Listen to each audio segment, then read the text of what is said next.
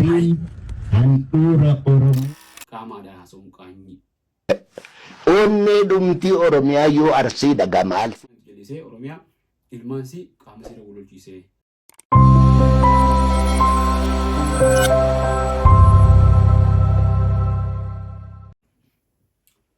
Kabajamtoota daawwattoota keenya kan jirtan nagaa fayyaadha. Umar Koomidiyaadha. Umar Koomidiyaan miidiyaa keessanii. Miidiyaa keessan kana akkuma beekamu subscribe, like, share waan barbaachisu godhadha. Wanni haaraa tan irraa haasa'uudhaaf dhufe akka mudura bartanitti sagantaa dheertuudha miti sagantaa gabaabduudha. Sagantaan turis wanni irraa haasa'u waa'ee harmee Oromiyaati. Oromiyaan Oromootaaf biyyi immoo haadha. Haadha malee tolan haadhumaanii bareedni jee hajji dubartuu artistiin guddaan falmataa irroo harmee Oromiyaa guyyaa tokko osoo hin daawwadhee jeeti hawwisaa ibsate.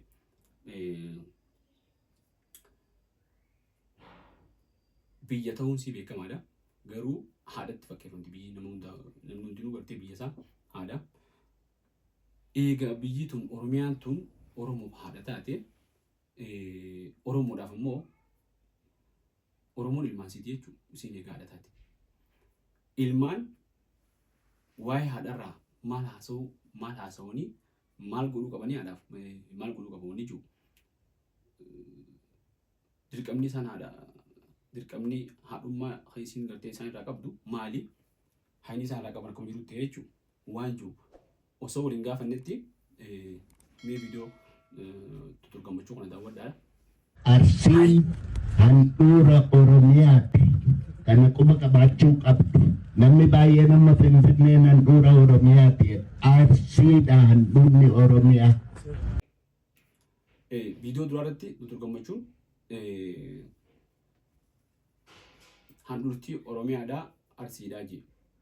Arsiin handhuura Oromiyaati jee. Arsiin handhuura Oromiyaati. Mee viidiyoo lamtaa kanas daawwadhaa ammaas. Arsiitti falmuu barbaadu maal qaba Arsii yoo handhuura ta'e waan guddaadha handhuurri. Dhugaan isaa garuu isa kamii Dooktar? Maal jechuu keetti dhugaan isaa? Dhugaan handhuurri Finfinnee handhuurri Oromiyaa Finfinneedha moo Arsii? Mee maappii Itoophiyaa jedhan kan fuudhiiti walloo gubbaadhaan mataa taasisiiti asii gadi kottu mormi eessa ta'a qomii eessa ta'a handhuurri eessa ta'a yoo jette gimmitiidhumaan jechuu goote. Anaaf handhuurri Arsiidhuma natti fakkaata. Ammayyuu handhuurri Oromiyaa Arsiidhuma jetture? Ilaali egaa handhuura jechaa kanatu hiikaansaa literally miti. Literally jechaan akka seenaatti iyyuu really Arsiin seenaa Oromoo keessatti bakka handhuura haa dhiifnu. Onneen Oromiyaa yoo Arsiidha. Amma hoo handhuura dhiifne. Amma zinnan jabeessatani. Onnee dhumtii Oromiyaa yoo Arsiidha gamaal fiddume. Viidiyoo kanatti waan jee qaba. Numaa handhuura qofaa miti. Onnee Oromiyaati yoo jennes onnee Oromiyaati sii jee. Haasofsaa kana keessatti tokko gammachuu waan jee yoo dhageeffattan. Qaamni Oromiyaa walloon mataa taatee akkasitti yoo gaddeeme Finfinneedhaa gad Arsii jira.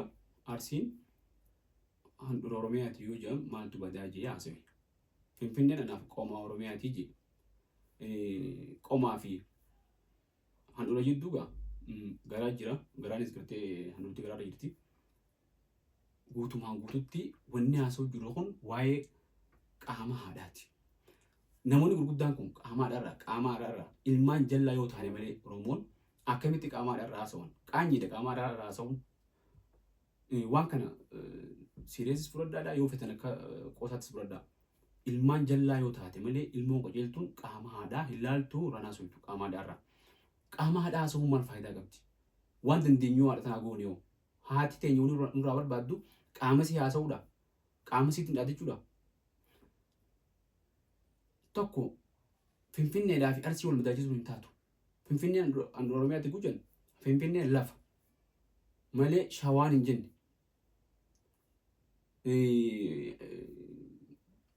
Arsiin uummata lafa isaarra jiraatu uummata Oromooti beekamaadha. Mancaa fi Tuulamni uummata beekamaadha. Uummanni shawaa qubatu kun Mancaa fi Tuulam. Shawaan tun maqaa gartee lafa tanaati. Uummanni lafa tanaatti yaamu. Hayyee Finfinnee gujannee magaalaa Finfinnee gujannu Shaashamannee wajjin yoo dorgomsiifnee uumaatii miti.